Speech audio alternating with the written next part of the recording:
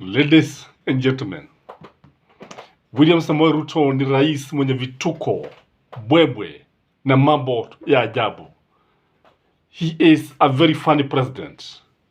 A president who says this today and forget what he said the following day.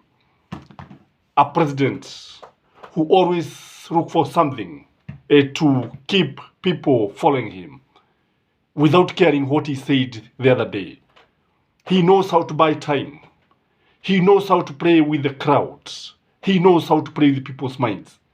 Before I give my critical analysis, listen to his speech in Meru yesterday. Wale watu wa rege waliendesha rege mpaka madeni ikazidi mambo ya dunia hii. Nikafika karibu nchi inapigiwa mnada ile kengele ya auction. Sasa nimepanga vizuri madeni, sasa tumeanza kulipa ndio wawache kusumbua nchi yetu ya Kenya.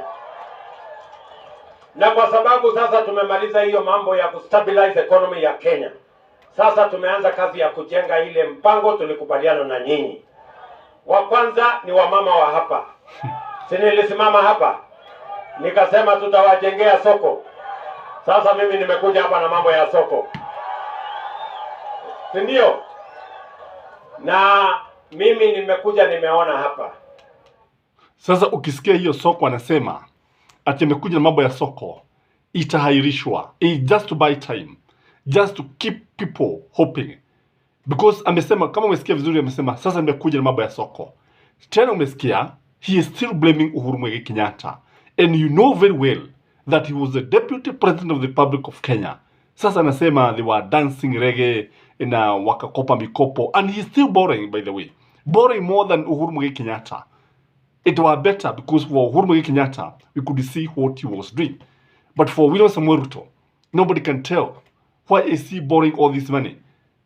Na sasa, you see, he had promised the people of Meru that agejega soko, lakini sasa anahairisha na anaongeza pesa kidogo. When he comes next time, he will come with a different story.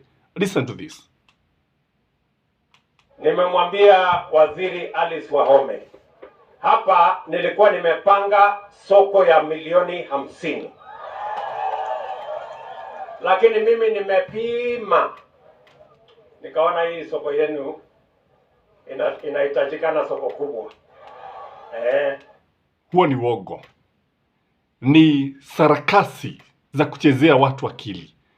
Ati amepima akaona sasa watu ni wengi na wanahitaji soko. I want you to listen to the kind of soko, the kind of market that he's talking about. Uniambie kama ni ukweli. Sikiliza. Sasa Mama Alice, hiyo soko ya milioni 50 wachana naye. Enda uchore soko ya milioni 150. Sindio jameni? Sasa hapa unasikia soko ya milioni 150 kuna mchoro. Ni pale ulikuwa unasikia Uhuru Muigai Kenyatta akisema moja yangu, moja mwananchi, nusu yako, tatu yangu. Sasa huo ni mchoro umeingia. How true is it that it is going to cost all this amount of money? And in the final analysis, you come to realize that itatumia pesa nyingi sana, na yeye ndiye ambaye atakuja kunufaika pamoja na watu wake. That is the way William Samoei Ruto and his team are working. That is how they are destroying this country. Kwa sababu nyinyi, mimi naona hapa ni soko kubwa, si ndio? So wacha niwaongezee milioni 100 ingine, tuwe na soko hapa ya milioni 150. Na ipangwe vizuri, mpaka iwekwe cold room, mpaka iwekwe mali ya value addition, mpaka ngoja boda mnaniharakisha, mmeambiwa niko na haraka ya kwenda wapi. Sasa ako na shida kwa sababu watu wa bodaboda, they are making a lot of noise. They are shouting him down, they are booing him. Na sasa ndio na sasa anawaambia sasa anaweza kulala hapo, wafanye vile watafanya, because he's the president of the Republic of Kenya. The ground is becoming very slippery. The ground is becoming very shaky, and nobody wants to listen to William Samoei Ruto. And when he is talking, people are shouting back. Sikiliza. Mimi na mazeni. Ndio. Si mimi nimekuja. Kwani nikilala hapa iko makosa? Sasa wewe unaniharakisha, nikiamua kulala hapa utafanya nini?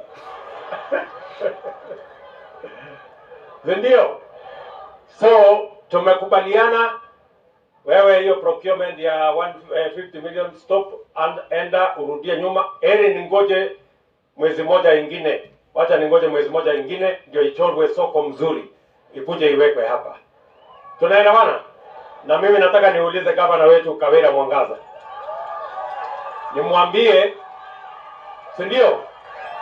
Nataka nimwambie gavana wetu Kawira anisaidie vile tutapanga hawa wamama wa hapa sokoni na wafanyabiashara wa sokoni, ndio tuwaweke hapa kando kidogo, mimi nijenge soko kubwa hapa, alafu saa ile wanafanya biashara yao warudi, saa ile nimemaliza warudi waendelee na biashara yao. Si nyinyi mtajipanga ndio nipate mahali ya kujenga soko, ndio soko ikuwe mzuri, iwe na maji, iwe na stima, iwe na cold room, iwe ni mahali ya choo mzuri, na niweke hoteli ndani, ama mnatakaje? Ndio maneno matamu, maneno matamu, maneno matamu. Sikiliza sifa za soko. Ni soko ya ajabu. But in the final analysis, what will be constructed is just an ordinary market. But he must keep the people happy. He must keep on promising them. He must keep on giving them hope. Because where he is in a very precarious situation. And this is happening to the whole of the executive. The whole of the executive is not sitting pretty. The whole of parliament, the legislature, is not sitting pretty. That is why he's talking like this. In fact, if you watch him, you hear even the voice is becoming a bit hoarse. The voice is somehow very different. Listen. Mpaka nitaweka internet ICT hapo ndani, nitaweka mahali mnaweza kufinya ICT muendelee na kazi.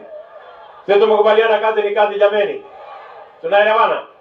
Kwa hivyo mimi nimekubali Mama Alice Wahome, waziri wa mambo ya housing, tafadhali stop the procurement of 50 million and afanya procurement ya 150 million ya soko ya watu hapa Kianjai.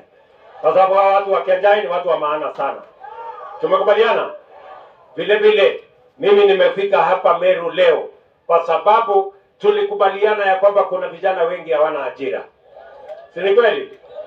Tuko na vijana wengi, hii manyumba yetu sisi wote tuko na vijana wamemaliza shule, wako na certificate, mwingine ako na diploma, mwingine ako na degree, lakini kazi hakuna. Ni kweli ama si kweli?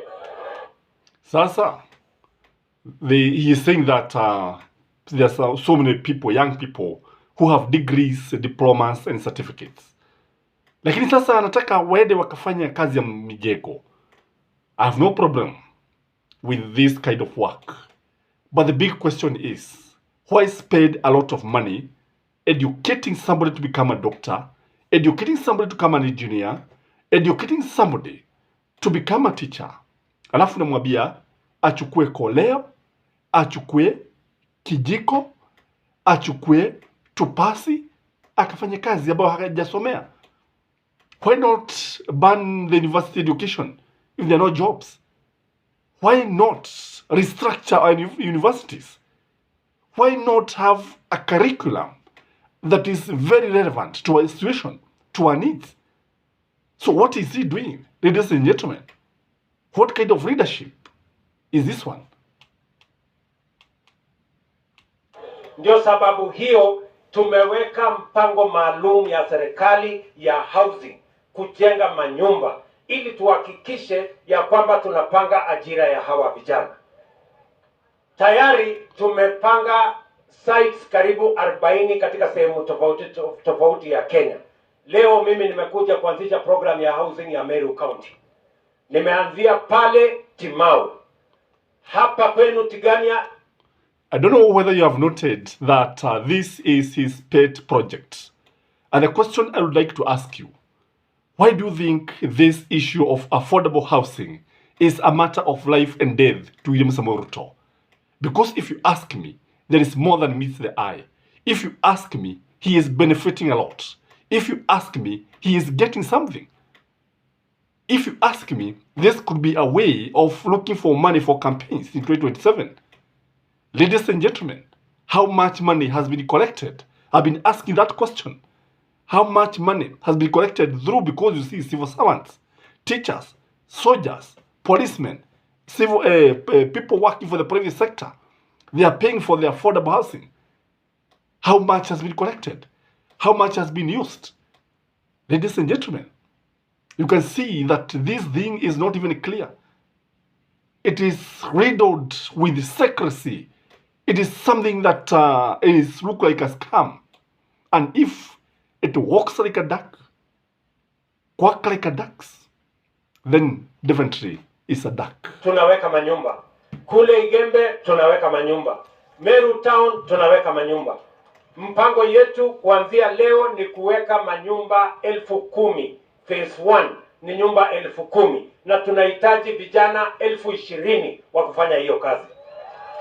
Vijana wa hapa Kianjai, mko tayari? Ama nyinyi ni wale wa kuchagua jembe? Sisi tulikubaliana kazi ni kazi. Kwa hiyo program ya housing, wacha mimi niwaeleze. Kwa hiyo program ya housing tunahitaji architect wa kuchora manyumba. Tunahitaji quantity surveyor. Tunahitaji engineer.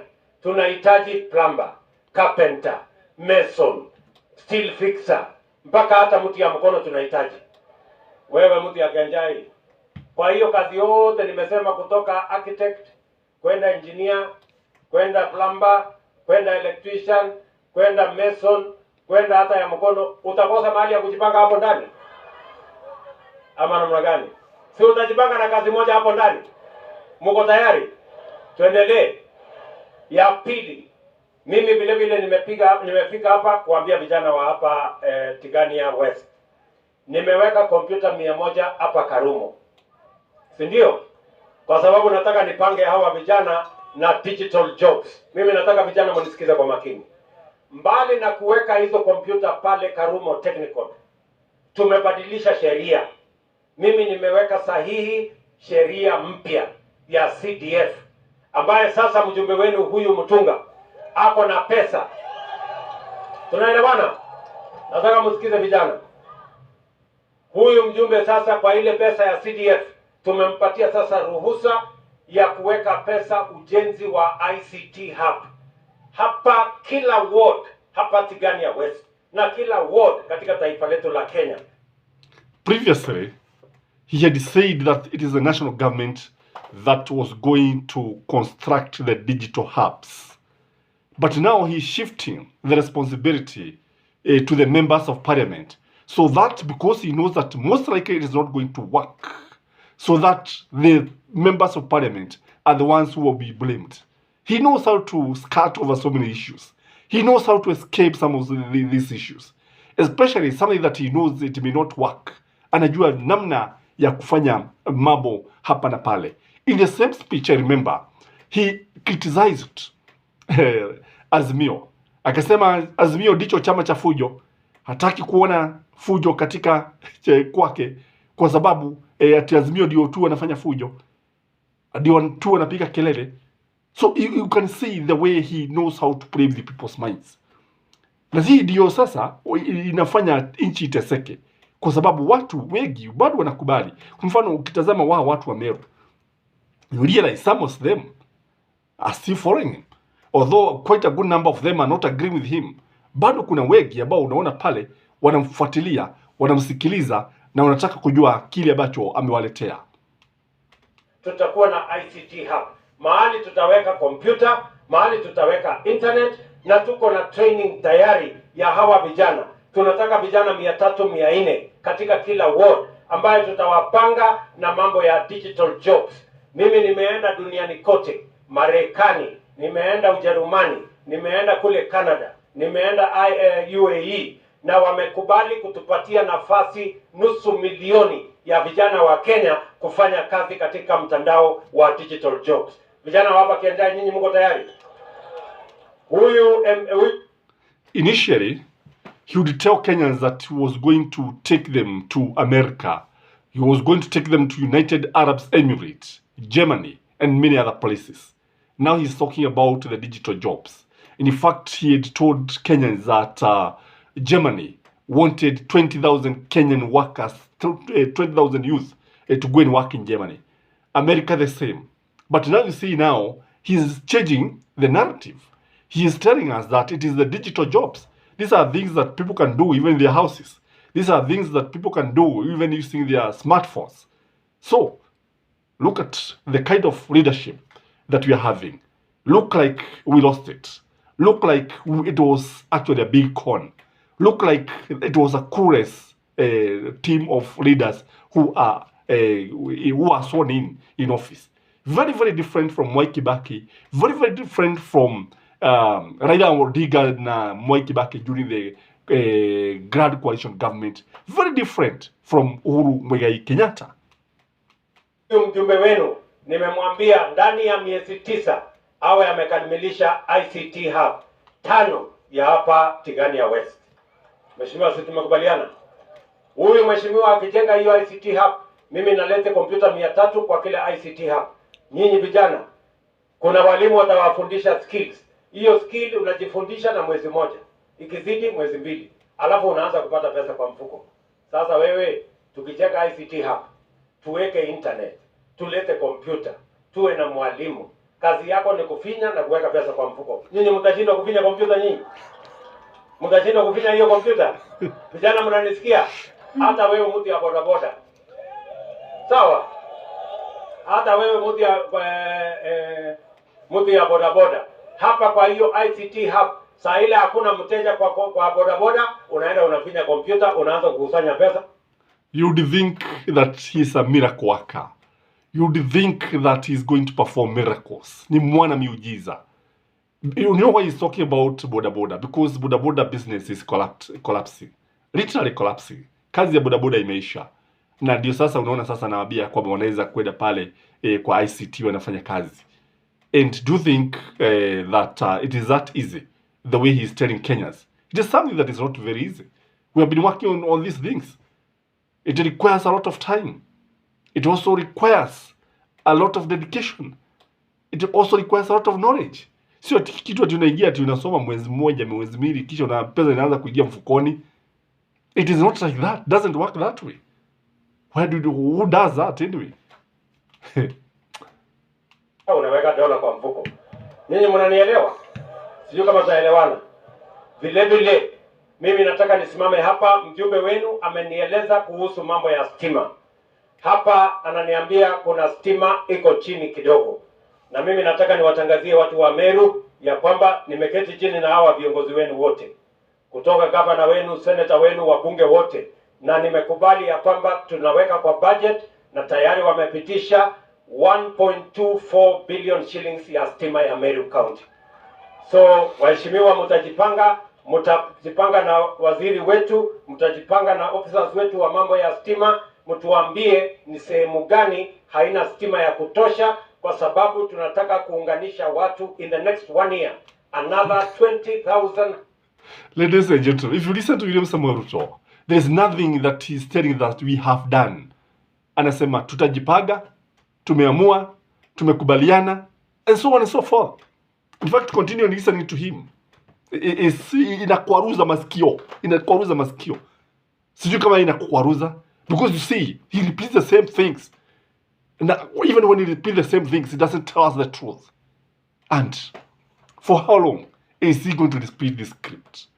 If you watch my video, the one that I showed you about majamaa ambao walikuwa wametoka Bali, Isiolo, mwingine sijui Saburu, utaona kwamba they are putting it very clearly that hata mwanamke akisimama, in fact Kenyans are ready to vote for mwenda wazimu kuliko William Samoei Ruto. I want you to watch that video, and I'm going to put that link here again. Watch that two guys the way they are saying, and because I'm not yet done with them, I'm going to meet them tomorrow to see. Kuna watu wawili, kuna mmoja ametuma 500. Thank you Wageshi Janet. There are 2 people who have promised to say something. I'm going to meet them tomorrow to see what we can be able to do, so that some of their children can go to school, and maybe they can also get something to eat. That is my take, ladies and gentlemen. Kindly like this video and share it. Bye bye.